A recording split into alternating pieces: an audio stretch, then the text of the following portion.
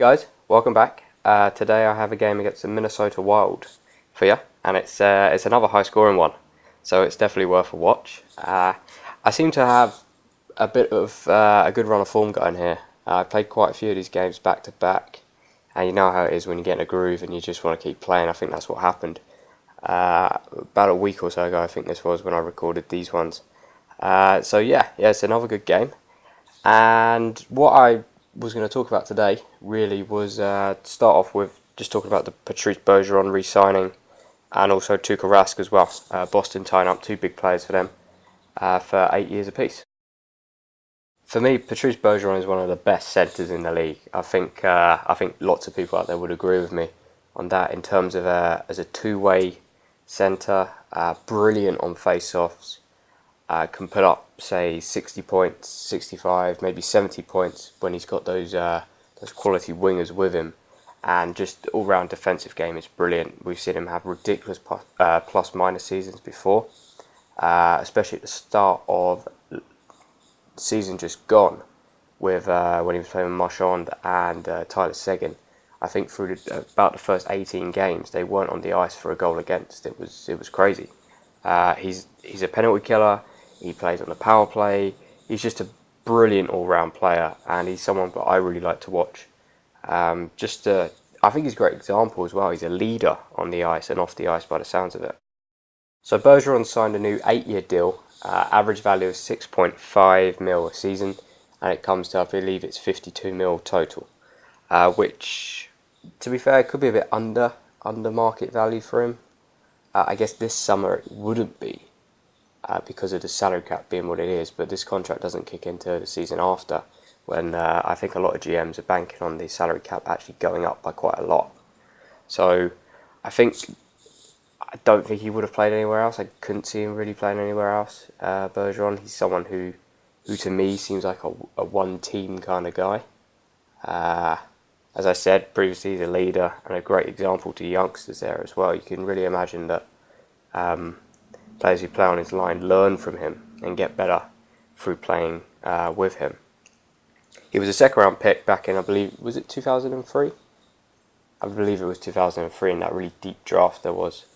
And you know, he played as a rookie, 18 years old, did well. Then he had a couple of injury problems in the years following, but he seems to put that behind him, the concussions and stuff. And it was pretty ridiculous this playoff run when he was playing with, what was it? Damaged cartilage in his knee, dodgy ribs, and I believe a punctured lung as well, which is just crazy. It shows what hockey players do.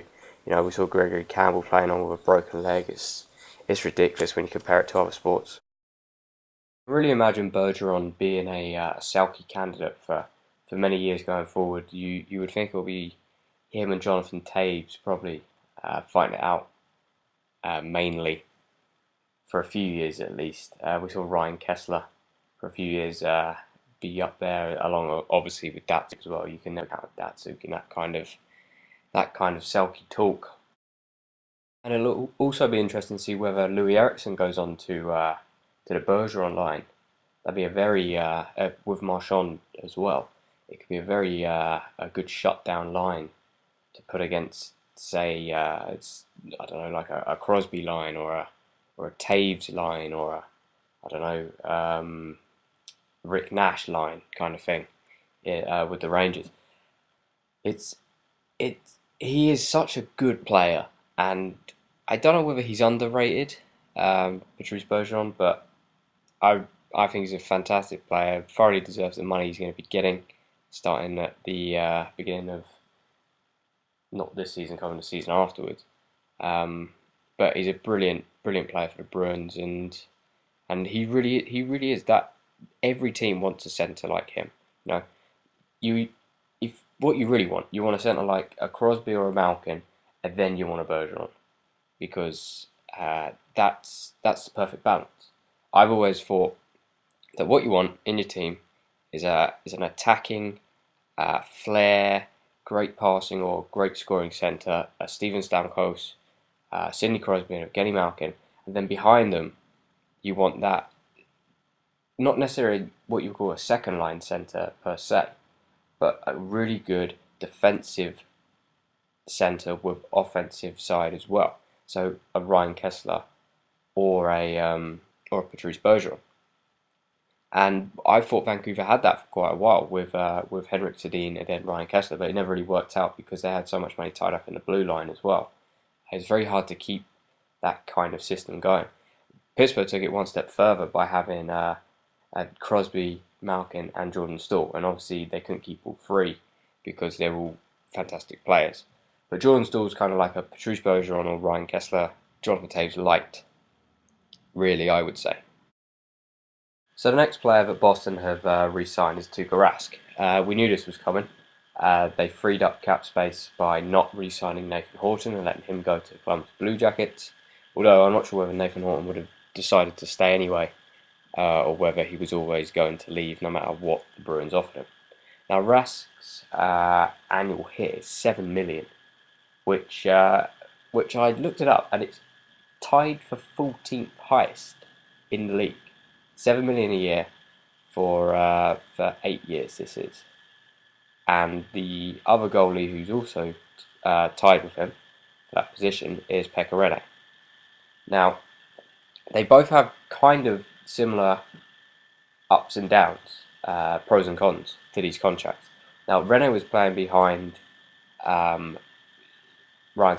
Suter and Shea Weber for a very long time, and they were playing 30 minutes a night in front of him. And so he got a lot of money based off of that and some good goaltending. Now Rask, on the other hand, is slightly different. He's had good defence in front of him, not an amazing one, not a Shea Weber and a Ryan Suter, but he has only played basically 2 full seasons, and not even full seasons. One of them's been a half season, but he was a workhorse in that season. So the only issue I have with the amount of money he's getting is that he hasn't got the experience in the league that, say, when Jonathan Quick got 5.8 mil a year, he'd won a cup, or had always been a fantastic goalie for the Kings. Now, what I kind of thought was going to happen was Rask was going to get 5.5 to 6 mil for maybe 5 years. So then he could go on to an even bigger contract maybe when he was 30. But that hasn't happened, and he's gone straight on to 7 for 8 years. When he comes off of this, he'll be 33. Now, I can see this working out well for the Bruins as long as Rask continues at this level that he's been playing at for the past 2 years. But if he drops at all, then you're going to have an unmovable cap hit there.